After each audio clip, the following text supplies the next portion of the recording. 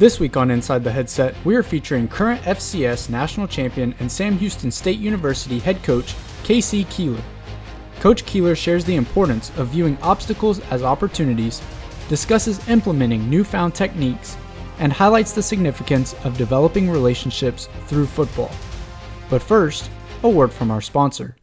For more than 25 years, the All-State AFCA Good Works team has shined a light on college football student-athletes whose remarkable stories too often go unnoticed. The student-athletes who are nominated for this award demonstrate a unique dedication to community service and desire to make a positive impact on the world around them. Each nominee must be actively involved with charitable organizations, service groups, or exhibit extraordinary devotion in the areas of volunteerism and civic involvement while maintaining a strong academic standing. 22 student-athletes and an honorary head coach are named to the Good Works team, which is comprised of 11 players from the FBS and 11 players from Divisions II, III, and the NAIA. Often, players receive national and hometown hero media coverage throughout the season surrounding their good works. Plus, they'll join the likes of past Good Works team members such as Trevor Lawrence, Tim Tebow, and Peyton Manning. The 2021 team will also be honored during halftime of the 2022 All-State Sugar Bowl. Coaches, if you have a player that you think embodies the values of the Good Works team, connect with your SID to discuss potential nominees.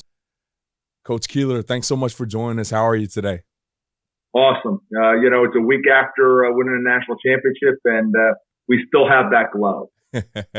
And rightfully so, Coach. You just completed a 10-0 season, as you mentioned, FCS National Championship for the first time in school history down there in Sam Houston State down in Huntsville, Texas.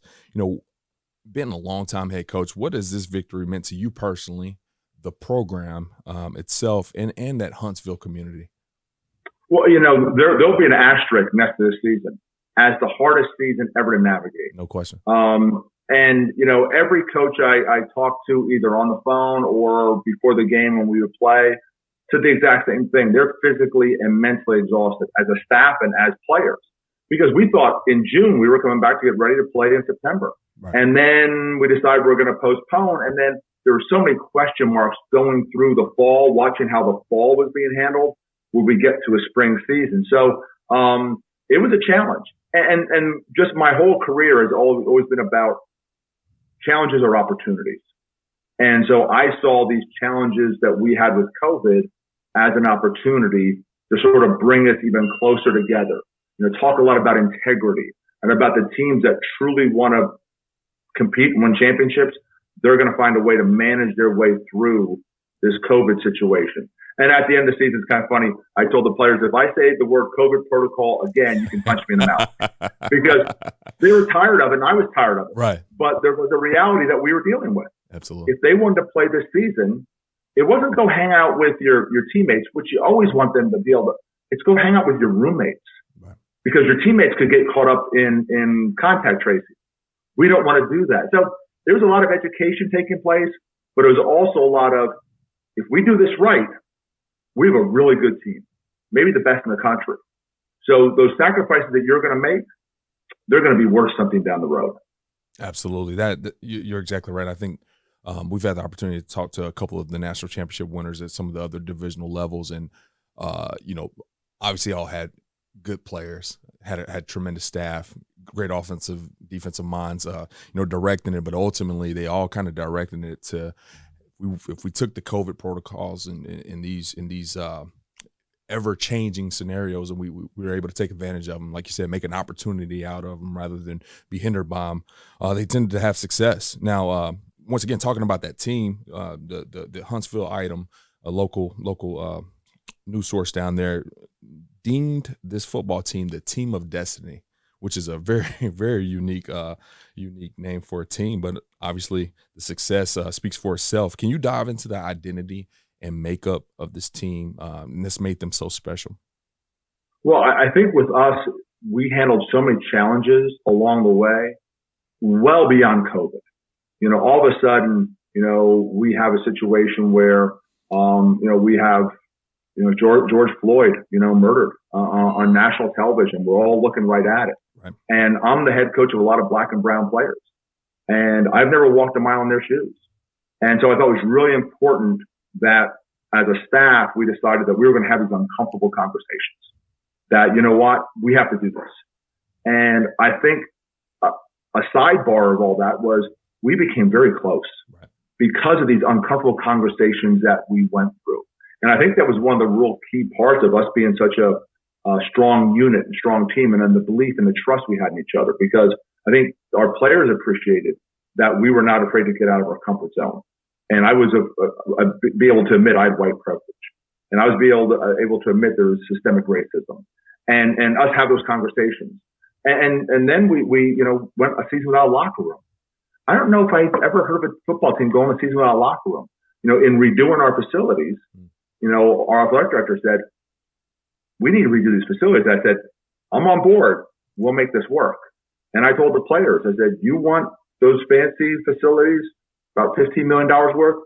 Well, guess what? We're going to have to forego a locker room, forego meeting space. My offensive staff would meet in the stadium up in the press box.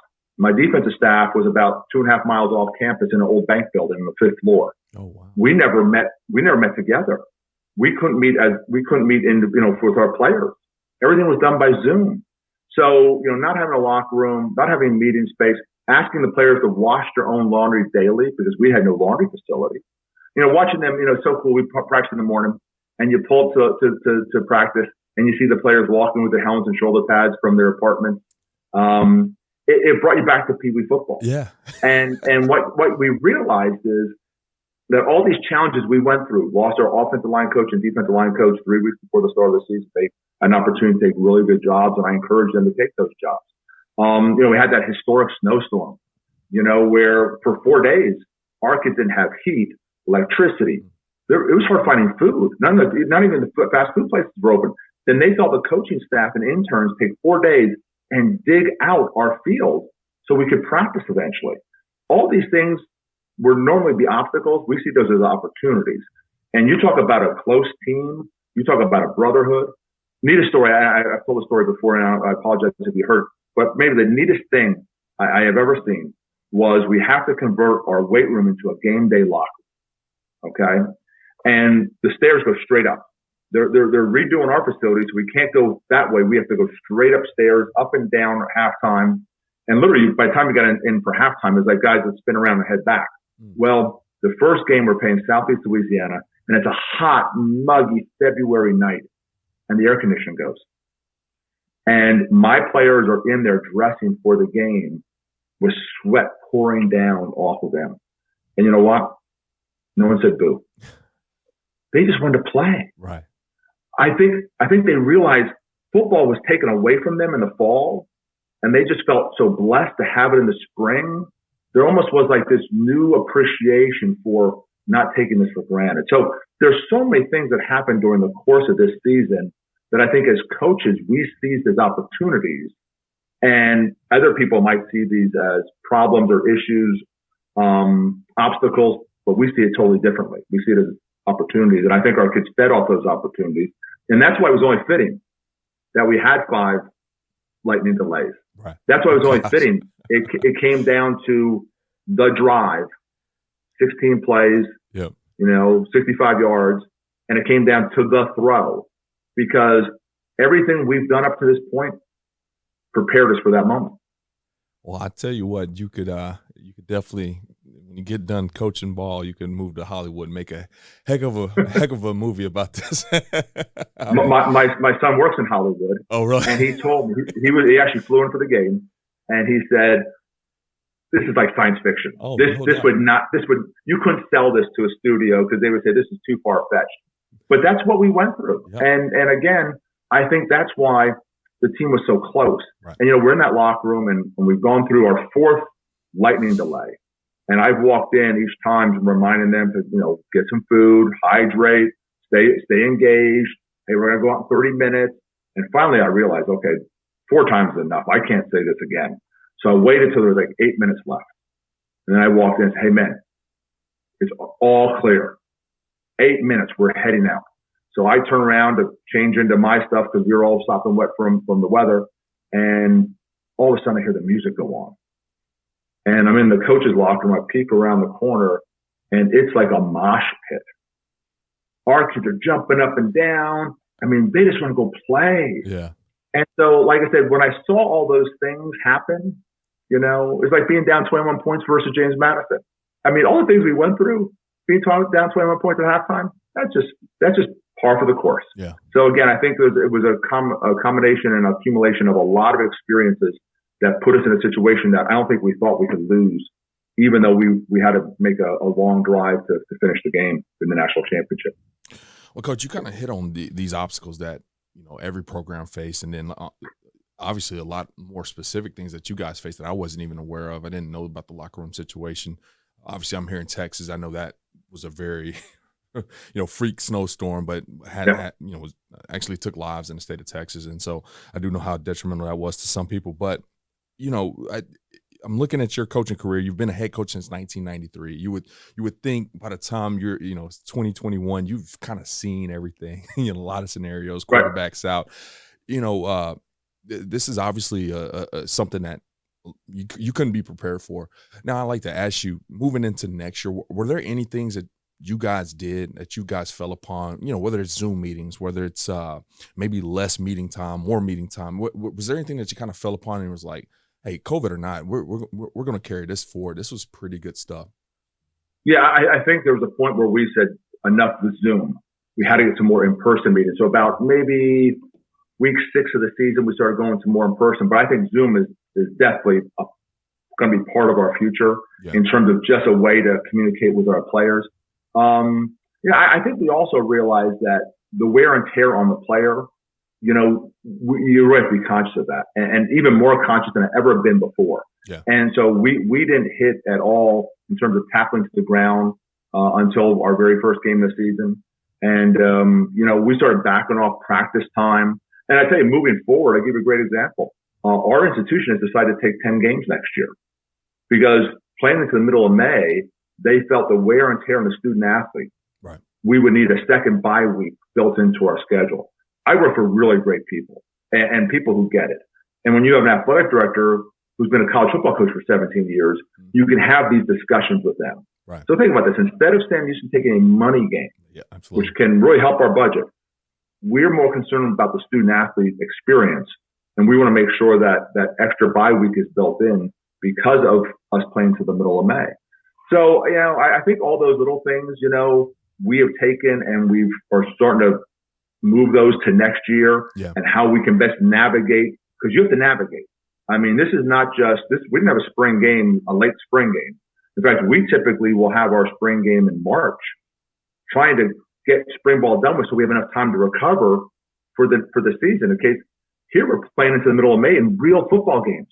We had 4 games at the end of the season that we didn't win by more than 5 points in any of those games or 6 points. So I guess all the things that have happened during this past year are definitely going to be life lessons that we're going to move forward with, and we're going to use those in our experience for the 2021 season. I mentioned this a couple of times. You've been a head coach, and this is your 3rd spot for almost 30 years now. Was there anything, any obstacles that you kind of faced along your coaching career that helped prepare you for this crazy season, or just a national championship season? What are some lessons along the way that you learned? Yeah, I think being a Division III coach, boy, you have to solve a lot of problems. Right. You're going to play for a national championship, and your entire staff, except for one, are high school teachers, and they've used up all their vacation time and all their sick leave. Oh wow! And so now they're trying to figure out how they can even get to the national championship game while you're doing a rooming roster, while you're trying to organize the buses to get you down there. And so I think all those things that you have to do as a junior college coach, as a Division III coach, a Division II coach, I think those are just so invaluable. And I know it was a big jump going from Division III to, FCS when I got the job at Delaware. But I thought actually all the experiences I had to navigate through prepared me for all the different things I had to navigate through in FCS. So, I definitely think my opportunity to be a Division III coach really taught me a lot of lessons, and a lot of it was problem solving. Absolutely. I'm very happy that you said that. Oftentimes we have some Division III assistant coaches or, D2 guys or even FCS guys that had a brief experience at that Division III level. And myself, I was a Division I coach for 5 years, but my first two experiences was at Texas A&M Commerce and Millsaps College, a D2 and a D3. And I would take that over a Division I GA any day, just initially because of I had to recruit as a graduate assistant because I had a position group and I still had to go break down film. I barely slept a wink, had to paint the field. You know all this. It's just those. We watered the grass. Absolutely. And we did all those things, all the little things from doing the laundry to watering the field. We were going to hire a GA and he played at West Virginia and he comes in the office and he doesn't know who I am. And he sees this guy vacuuming the office. And he goes, I'm looking for Coach Keeler. I said, I'm Coach Keeler. He goes, Coach, why are you vacuuming your office? I said, because if I don't, no one's going to. That's right. And I have a bunch of recruits coming in here about 15 minutes. I said, that's just the way life works. Yep. I know at Division I, you walk in the locker room and your locker's all set up. That's not our world. Our world is if we have to vacuum our office, we have to vacuum our office. So I think the experience of being a Division III coach, junior college coach, they're very humbling. And you also realize that you love the sport so much, you're willing to do all those kind of things. Like those things just become normal to you, So yeah. Well, Coach, before we let you go, now it's ironic if I did this podcast with you a year ago, I would ask the same question, but I know for sure this is certain now. Been a head coach for the longevity that you've been, you've probably seen it all, done it all. And if you haven't after this year, you definitely have. Not just about X's and O's or football. What has been a head coach at different levels in different parts of the country? What has it taught you about life? Oh, yeah, it's all about relationships. It's all about relationships. And, that's what I love about coaching. It's the relationships that you build and, you gain trust with each other over a period of time. And I'm the culture guy. When I was a Division III coach, I was the head coach, the offensive coordinator, the recruiting coordinator, all those things. I did everything. As the head coach at the FCS level, and I would believe I do the same thing at the FBS level, I'm more in tune with our culture and relationships. And the relationships our players have with our coaches, the relationships our coaches have with our coaches, the relationship our players have with each other, and also with the people on campus. So to me, that's how you win. You recruit great players, you demand a lot out of them, and then you develop a culture where they believe in each other. And the goal is to be the best. And, I've been at 3 institutions and all 3 have played for national championships, and all 3 I've come in and said, we're going to win a national championship and we'll do it sooner rather than later. And people think I'm crazy to say that, but I really think it's important from the top down. Everyone understands the expectations. And, I've had coaches say, boy, you put a lot of pressure on us when you say we're going to win a national championship. I said, it's not okay to be okay. Right. That's not the goal. I didn't just come here to win. I came here to win a national championship. I came here to try to be the best. You don't understand that the goal is to be, even if you fail, there's so much about trying to be the best that is going to permeate through the rest of your life that's the only way I can do it. And so I've been blessed to have, 3 great institutions. I've had some great athletic directors. I've had some amazing players. And if you look at my coaching tree, from Dan Lannon at Georgia to Phil Longo at North Carolina, to Nick Rapone at the Tampa Bay Buccaneers, to Kyle Flood at the University of Texas, to Neil Brown at West Virginia, those guys all worked with me. And I know I learned so much from them as they learned from me. And I've been blessed to hire people smarter than myself. And I think that's the reason for my success. Coach, that's a great way to end the podcast here. Once again, congratulations on a heck of a season. I absolutely love the fact that so many people got to watch and enjoy FCS football this year. You guys did tremendous, played some great games, fun to watch. But before I let you go, I know people are going to want to continue to keep up with you guys as a team, but also yourself, your journey. Would you mind dropping your Twitter handle just so coaches can follow you and keep up with you? At Coach KC, their initials, at Coach KC Keeler. And you can follow me. And I make sure I never tweet anything because they say I'm going to start a nuclear war because I misspell things. And so everything I send out is always double checked by a number of people. I have ideas, and then because technology is not my friend. And you need to know your strengths and your weaknesses. That's right. And technology is not my guy. So, but you can follow me at Coach Casey Keeler. All right, Coach. We'll make sure to link that in the show notes. Enjoy this very, very brief break from football, and look forward to seeing you back on the field here in a few months. I appreciate it. Thank you. Thanks, Coach. Thanks for listening to this week's episode of Inside the Headset. If you heard anything on this episode that you would like to learn more information about, head over to afcapodcast.com, where you can find every episode and all of the corresponding show notes. While you're there, take a second to rate, review, and subscribe to the podcast. If you have any questions, comments, or suggestions for the show, please let us know by sending an email to podcast@afca.com. Make sure to follow the podcast on Twitter at Inside the Headset and tag it when you share each episode. You can stay up to date with all things AFCA by following the @WeAreAFCA Twitter account. Every episode of Inside the Headset can also be found on your favorite audio streaming platforms such as Spotify, Apple Podcasts, and YouTube. If you are not currently a member of the AFCA, be sure to find us online at afca.com and apply to join over 10,000 NFL, college, and high school coaches from around the country who are striving to be the best they can be. With an AFCA membership, you gain invaluable access to the annual AFCA convention, the bi-monthly magazine, and the new and improved digital library, which contains thousands of videos and articles contributed by hundreds of current and former football coaches. You can also visit afcainsider.com to sign up for our free weekly email newsletter on the right-hand side of the screen. It comes out every Tuesday at lunch and is filled with great articles and stories written by many of the same coaches you hear on the podcast. It's geared to help you become a better coach tomorrow than you are today. Be sure to connect with me on Twitter at Coach Mario Price, and remember, the AFCA is not just an annual convention. It is an association that continually promotes education, guidance, and networking. But it is also so much more than that. The AFCA is about celebrating the past and educating the future. It is about developing great coaches who will produce great teams and even better people. So invest in your skill set and impact today by engaging with the AFCA.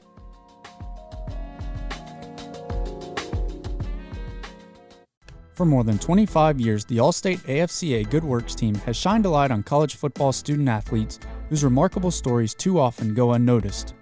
The student-athletes who are nominated for this award demonstrate a unique dedication to community service and desire to make a positive impact on the world around them. Each nominee must be actively involved with charitable organizations, service groups, or exhibit extraordinary devotion in the areas of volunteerism and civic involvement while maintaining a strong academic standing. 22 student-athletes and an honorary head coach are named to the Good Works team, which is comprised of 11 players from the FBS and 11 players from Divisions II, III, and the NAIA. Often, players receive national and hometown hero media coverage throughout the season surrounding their good works. Plus, they'll join the likes of past Good Works team members such as Trevor Lawrence, Tim Tebow, and Peyton Manning. The 2021 team will also be honored during halftime of the 2022 All-State Sugar Bowl. Coaches, if you have a player that you think embodies the values of the Good Works team, connect with your SID to discuss potential nominees